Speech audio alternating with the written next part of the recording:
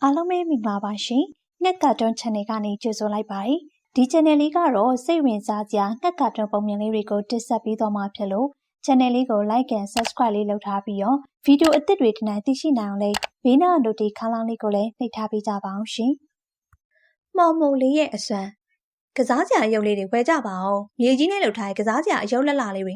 တောတစ်ခုထဲမှာငှက်မလေးမိထူကအယုတ်ရောင်းတဲ့အလုံးလောက်ပိုင်းဒါပေမဲ့အယုတ်လေးတွေကမြေကြီးနဲ့လှုပ်ထားကြငှက်တွေကသူ့ရောင်းတဲ့အယုတ်တွေမဝယ်ကျင်ကြပါဘူး။တခြားတစ်ဖက်မှာကိုကြီးရဲ့ plastic အယုတ်ရောင်းတဲ့ဆိုင်ရှိပါတယ်။သူ့ရောင်းတဲ့အယုတ်တွေက electronic အယုတ်တွေဖြစ်ပါတယ်။အဲအယုတ်တွေကလေးတွေကအရန်ကြိုက်ကြပါတယ်။ကလေးတွေကအဲအယုတ်တွေပဲဝယ်ကြပါတယ်။ဝယ်ကြပါအယုတ်လက်လာလေးဝယ်ကြပါအောင်။ပင်ကီလည်းအယုတ်ဝယ်ဖို့မိချီရဲ့ဆိုင်ရောက်လာပါတယ်။လာပင်ကီလားဘယ်ရုပ်ပြရမလဲ။ဟင်းမမ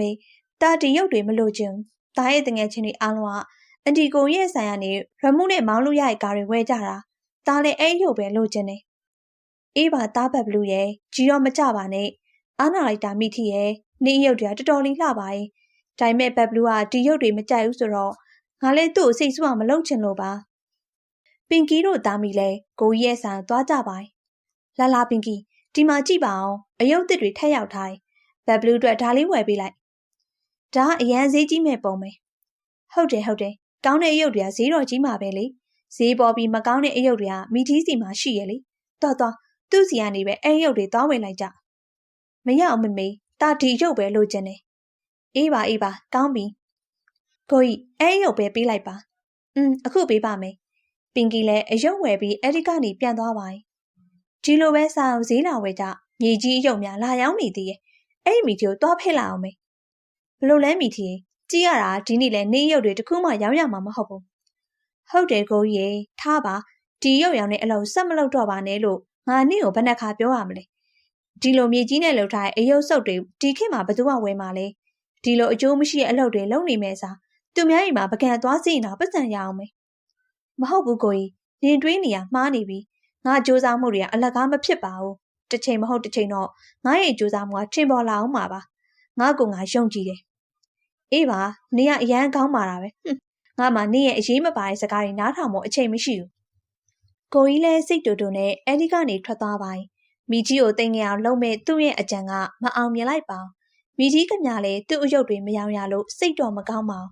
းဒါပေမဲ့ငှက်တွေကတစ်ချိန်မဟုတ်တစ်ချိန်တော့သူ့ရဲ့အယုတ်တွေကျင်းသေးပါဝင်မယ်ဆိုတာသူ့ယုံကြည်နေပါတယ်အဲ့လိုနဲ့နေရဲ့အနေငယ်ကုံဆုံးသွားပါတယ်တနေ့မှာတော့နေ့တိုင်းလိုပဲမိထီကမနက်စောစောစီစီစိုင်ခင်းလိုက်ပါတယ်ကိုကြီးကလည်းစိုင်ဖွင့်လိုက်ပါပြီသူ့ဆိုင်ကိုဈေးဝယ်ပြီးစပြီးလာဝယ်နေကြပါပြီအဲ့ဒီချိန်မှာတခြားတောအုပ်တွေကငှက်ကကိုကြီးရဲ့ဆောင်ရောက်လာပါတယ်ငါ့ကိုအယုတ်ကောင်းကောင်းလေးပြပြီးအောင်ခဏလေးနေကြပါအောင်ငှက်တွေအခုကကျမမိတ်ကပ်လင်းရမယ့်အချိန်ရောက်နေပြီဟာသူကနေ့တိုင်းပဲများနေတော့တာပဲမိတ်ကပ်လေး2 နာရီလောက်ကြာအောင်မယ်ဘာဒါပေမဲ့ဈေးဝယ်တွေအခုလိုမတက်ရက်ဆောင်ခိုင်းပြီးနေဘလို့လို့မိတ်ကပ်လေးလို့ရမှာလဲဟုတ်လားအဲ့လောက်တော့စိတ်တုံနေငါဆိုင်ကနေထွက်သွားတော့တခြားဆိုင်ကပဲအယုတ်တွေသွားဝယ်လိုက်တော့အော်နေ့အတွက်ဈေးဝယ်တွေမလို့အပ်ဘူးပေါ့ကောင်းပါပြီငါကလည်းနေ့ဆိုင်အယုတ်တွေမဝယ်ချင်ပါဘူးတိုလူလည်းစိတ်တိုပြီးအဲ့ဒီကနေထွက်သွားပါတယ်အေးပါတော်ငါလည်းကြည့်အောင်မယ်ငါဆိုင်လို့အယုတ်မျိုးဘယ်ဆိုင်မှမရအောင်ဟိုဒီရှောက်ပတ်ကြည့်ပြီးနေငါဆိုင်ကိုပြန်မလာဘူးဆိုရင်ငါနာမည်ပါပြောင်းပြစ်မယ်လာပါကိုပြောပါဘလို့ရုပ်မျိုးလိုချင်တာလဲရှင်ဟိုဒီရုပ်တွေကအရန်လာတာပဲဒီရုပ်တွေကိုနေကိုယ်တိုင်လှုပ်ထားလားဟုတ်ပါတယ်ဒီရုပ်တွေကျမကိုယ်တိုင်လှုပ်ထားတာပါဒီရုပ်တွေကြည့်လိုက်ရင်အရန်လာသလိုအရန်လေးခိုင်ခန့်ပါတယ်ဒီရုပ်တွေကလွယ်နဲ့မကျိုးပါဘူးဟုတ်လားဟိုဒီလိုလက်ရမျိုးငါမမြင်ရတာကြာပြီတကယ်တော့ငါကလည်းကုန်တယ်တယောက်ပါပဲဒီလိုလက်ရမျိုးငါကနိုင်ငံခြားမှာသွားရောက်တာငါနေ့ရဲ့ဒီရုပ်တွေအရန်သဘောကျတယ်နောက်9 ရက်အတွင်းနင်ကဒီလိုရုပ်မျိုးအခု100လောက်ပေးနိုင်မလားဘလို့9 ရက်အတွင်းအယုတ်အခု100ဟုတ်တယ်နောက်9 ရက်နေငါနိုင်ငံခြားသွားရမှာ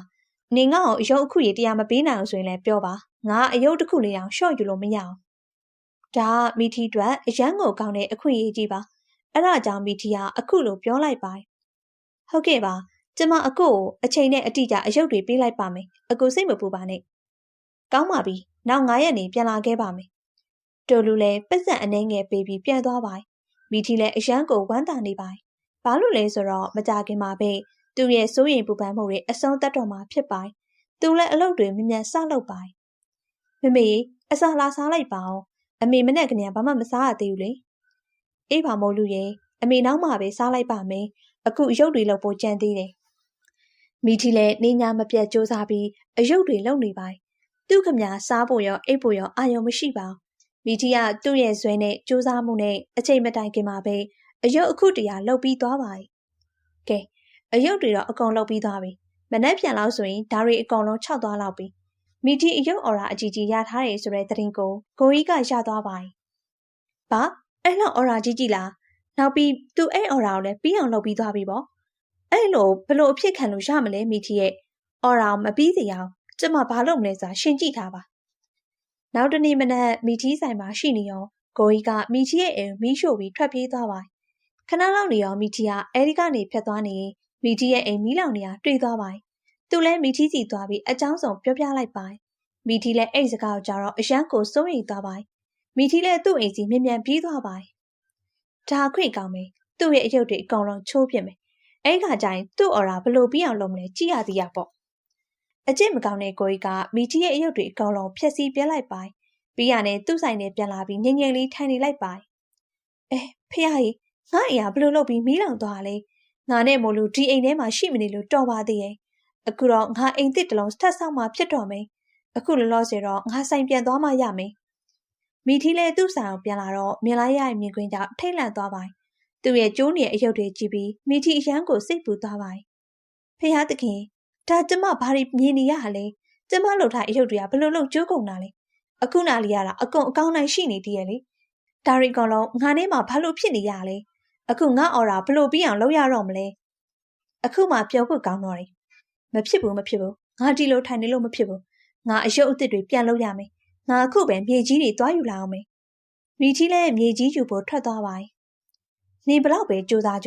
အယုတ်အခုတရာတော့နေဘလို့မှလုံနိုင်မှာမဟုတ်ဘူး။နေရစီးရဲသားပဲဆက်ဖြစ်နေအောင်ပါ။မိထီလည်းမြေကြီးလိုက်ရှာပါအချိန်တော်တော်ကြာရှာနေပေမဲ့လည်းသူ့ခမဘဲမှမြေကြီးရှာမတွေ့ပါ။မိထီလည်းပို့ပြီးစိတ်ပူလာပါ။ဖះသခင်ဒါဘာဖြစ်နေရလဲ။ကျမအခုချိန်ထိတခြားသူဒုက္ခရအောင်မလုပ်ဘူးသိပါဘူး။ဘာလို့ကျမအခုလိုတွေဖြစ်နေရလဲ။အရင်ဆုံးကျမရဲ့အိမ်မီးလောင်သွားတယ်။ကျမစူးစမ်းပြီးလှုပ်ထားတဲ့အယုတ်အခုတရာကိုလည်းတခြားသူကဖျက်ဆီးပြစ်လိုက်တယ်။မိထီလည်းအရန်ကိုစိတ်ညစ်နေပါ။သူ့ရဲ့ဒုက္ခဘသူ့ကိုမှလည်းပြောပြလို့မရပါဘူး။ဒါပေမဲ့သူ့စကားတွေအကုန်နားထောင်နေတဲ့သူရှိပါတယ်။အဲ့ဒီပင်နာမှာရှိတဲ့မော်မိုလီကမိထီရဲ့စကားတွေကြားသွားပါတယ်။ငှက်မလေး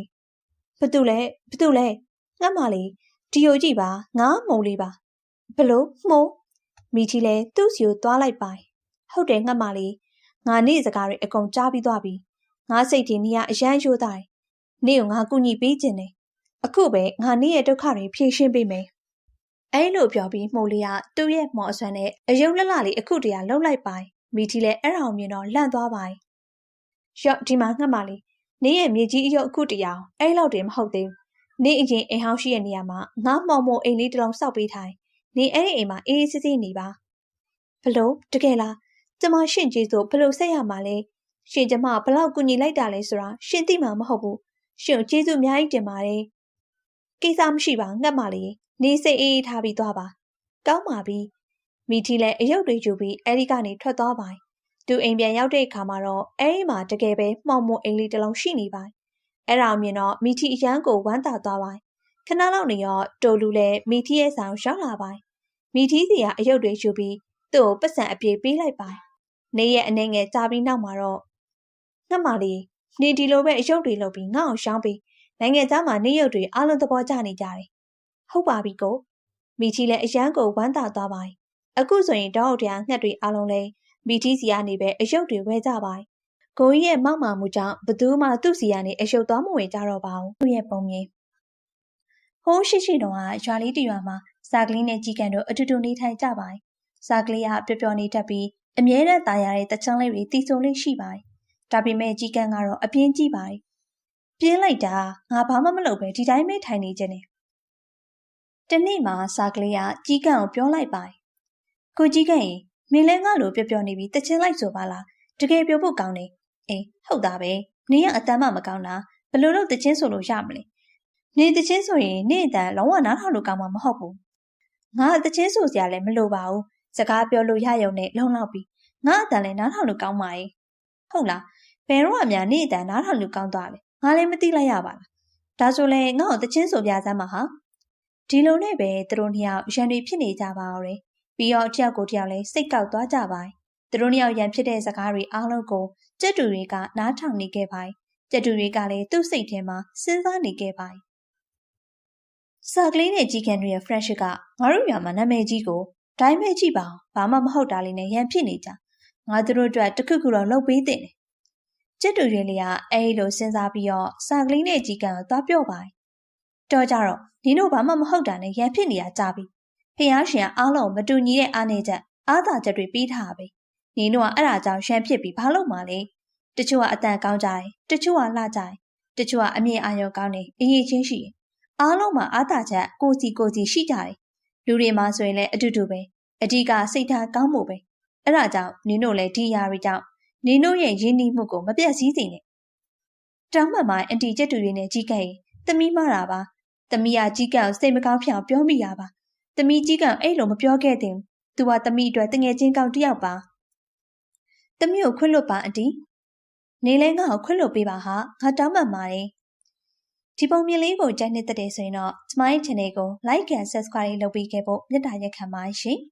်တစ်ချိန်လုံးကအရန်လှပတဲ့တစ်တော်တစ်ခုမှာကာလူးလို့ခေါ်တဲ့ကြီးကန်းတစ်ကောင်ရှိပါတယ်ကာလူးကအရန်လဲပြီးတော့ညံကောင်းပါတယ်ပြီးတော့သူကဒေါ်ရဲမှာရှိတဲ့တခြားသောငှက်တွေနဲ့တက်တဝါတွေကိုကူညီပေးပါတယ်အဲဒီဒေါ်ရဲမှာစပြည့်ပင်အိုကြီးတစ်ပင်ရှိပါတယ်အဲဒီအပင်မှာ12ရာသီလုံးစပြည့်သီးတွေတီးနေလေးရှိပါတယ်ပြီးတော့အဲဒီစပြည့်သီးတွေကအရန်လေးချိုပါတယ်ကာလူးနဲ့စပြည့်ပင်ကြီးတို့ကတငယ်ကြီးကောင်းတွေဖြစ်ကြပါတယ်ကာလူးကအဲ့ဒီအပင်အောက်မှာထိုင်ပြီးသူ့ရဲ့အားလက်ခြင်းတွေကုံဆုံးလေးရှိပါတယ်စပြည့်ပင်ကြီးကကာလူးကိုအမြဲတမ်းပြောလို့ရှိတဲ့စကားတစ်ခုရှိပါတယ်တငယ်ချင်းမင်းငါအရေးအောက်မှာအမြဲတမ်းအနားယူလို့ရပါတယ်တကယ်လို့ဗိုက်စာခဲ့ရင်လေငါစီရစပြည့်သည့်ခုစားလို့ရပါတယ်ကာလူးပြန်ပြောလို့ရှိတာကတော့တကယ်ကျွန်တော်ဘဝမှာကိုစပြည့်ထက်ကောင်းတဲ့တငယ်ချင်းမရှိနိုင်တော့ပါဘူးဗျာကိုစပြည့်ကကျွန်တော်ရဲ့အကောင်းဆုံးတငယ်ချင်းပါကာလူးနဲ့စပြည့်ပင်တို့ကဒီလိုပဲစကားပြောလို့ရှိကြပါတယ်တနေ့မှာတောထဲမှာစာကလေးတစ်ကောင်ရှောင်းလာပါတယ်စာကလေးကပင်ပန်းပြီးဗိုက်လဲစားနေခဲ့ပါတယ်ပြီးတော့စာကလေးကစပြည့်ပင်လေးကိုလည်းတွေ့သွားခဲ့ပါတယ်စပြည့်ပင်မှာစပြည့်သီးတွေလည်းအများကြီးရှိနေခဲ့ပါတယ်ဒါကြောင့်စာကလေးကအဲဒီစပြည့်ပင်လေးနားကိုပြန်သွားပြီးတော့စပြည့်ပင်စီကနေခွင်တောင်းလိုက်ပါတယ်ကျမဗိုင်ရန်စာနေလို့ပါဒီစပြည့်သီးလေးတွေစားလို့ရမလားစပြည့်ပင်လေးကပြုံးပြီးတော့ပြန်ပြောလိုက်ပါတယ်ရတာပေါ့သမီးကိုကြာတာအရန်ပင်ပန်းနေတယ်လို့ပဲဒီစပြည့်သီးလေးတွေစားပြီးတော့အမောဖြေလိုက်နော်စာကလေးလည်းအရန်ပြောသွားပြီးစပြည့်သီးတွေစားပါအောင်စာကလေးကသူ့ဘိုင်ဝါသွားတဲ့အခါမှာကာလူးကိုတတိထားမိပါတယ်ကာလူးကစာကလေးကိုပြောလိုက်ပါတယ်နေရဒီတော်တဲ့အခုမှရောက်ဖူးတာထင်တဲ့စာကလေးအရင်ကငါနေ့ကိုမတွေ့ဘူးပါဘူးဒီရွာမှာရာတီဥတို့ကလည်းအရန်တာရတာပြီးတော့ဒီစပြည့်ပင်ကလည်းငါတငယ်ချင်းပဲလေသူကစိတ်ထားလေးရန်ကောင်းနေနေပင်မရင်သူ့ရိတ်အောက်မှာအနားယူလို့ရတယ်ဗိုက်ဆိုင်လည်းသူ့စီစပြည့်တီတောင်းစားလို့ရတယ်နေဘာမှစိတ်ပူစရာမလိုငါတို့လည်းတငယ်ချင်းဖြစ်သွားကြပြီနော်ဟာကောင်းတာပေါ့ဒီနေ့တရက်ထဲနဲ့တငယ်ချင်းတစ်ယောက်တောင်ရသွားပြီပြောလိုက်တာရှင်အနေငယ်ကြတော့သူတို့ရွာမှာပြင်းထန်တဲ့မုန်တိုင်းတစ်ခုဝင်ရောက်လာခဲ့ပါတယ်။ကြီးငတ်တွေအားလုံးလည်းဒုက္ခရောက်ခဲ့ကြရပါတယ်။တပြည့်ပင်လေးလည်းကြိုးကြတော့မလို့ဖြစ်နေပါတယ်။ဒါပေမဲ့ကာလူနဲ့စာကလေးကစူးစမ်းပြီးတော့ထိန်းထားပါတယ်။စပြည့်ပင်လေးစိတ်မပူနဲ့နော်။ကျမနဲ့ကာလူကရှင့်ကိုဘာမှမဖြစ်အောင်တရားကြိုးဆိုင်ပေးမှာပါ။ဟုတ်တယ်တငယ်ချင်းစာကလေးပြောတာမှန်တယ်။ငါတို့နှစ်ယောက်လုံးမင်းကိုဘာမှအဖြစ်မခံခရီးပေးပါရဲ့။ပြီးရတဲ့စာကလေးကစပြည့်ပင်ရဲ့ပင်စီကိုထိန်းထားပြီးကာလူကစပြည့်ကိုအပေါ်ကနေထိန်းထားပါတယ်။ငါအောက်မှာတရားထိန်းထားမယ်တော့တငယ်ချင်းနေအပေါ်မှာပဲအာရုံစိုက်ထားငါတို့ရဲ့စပြည့်ပင်လေးကိုလုံးဝမကြိုးစီနဲ့ဟုတ်ပါပြီတငယ်ချင်းငါအကောင်းဆုံးကြိုးစားပါမယ်ငါတို့တငယ်ချင်းငါတို့ဘာမှဖြစ်ခွင့်မပေးဘူးအချိန်နဲ့ငယ်လောက်ကြာပြီးရဲ့အခါမိုးလဲတိတ်သွားပြီးမှုန်တိုင်းလေးငြိမ်သွားပါတယ်အဲဒီခါကျမှစပြည့်ပင်လေးကပြုံးလိုက်ပါတယ်ချစ်ရတဲ့တငယ်ချင်းတို့နင်တို့နှစ်ယောက်လုံးငါတကယ်အများကြီးကျေးဇူးတင်ပါတယ်နင်တို့နှစ်ယောက်ကြောင့်ငါဒီနေ့အသက်ရှင်ခွင့်ရနိုင်တာပါကျေးဇူးတင်ကြမလို့ပါဘူးရှင်ကျမတို့၃ယောက်လောတငယ်ချင်းကောင်းနေလေကျမတို့လိုအရင်တိချပေါက်ရှင်ကိုကူညီရမှာပေါ့ရှင်ကကျမတို့အတွက်နားကိုကြအရေးကလေးလေးပေးပြီးဗိုက်စားတဲ့အခါမှာလည်းစပစ်သီးချိုလေးတွေပေးတယ်ဒီဖြစ်ပျက်ဟာသူတို့၃ယောက်ရဲ့ friendship ကိုပို့ပြီးခိုင်မာသွားစေပါတယ်တငယ်ချင်းကောင်းဆိုတာကအရေးကြီးတဲ့အခြေအနေတွေမှာတော့ကိုယ့်ကိုထားမသွားပဲကူညီပေးရတဲ့သူပြောတာပါ ကဲဒီပုံမြင်လေးကိုသဘောကျရဲဆိုရင်တော့ကျမရဲ့ channel ကို like and subscribe လေးလုပ်ထားပေးကြပါအောင်နော်နောက်ထပ်လေးပုံမြင်ကောင်းလေးတွေကိုတင်ဆက်ပေးသွားမှာမို့လို့စောင့်မျှော်အားပေးကြပါအောင်ရှင်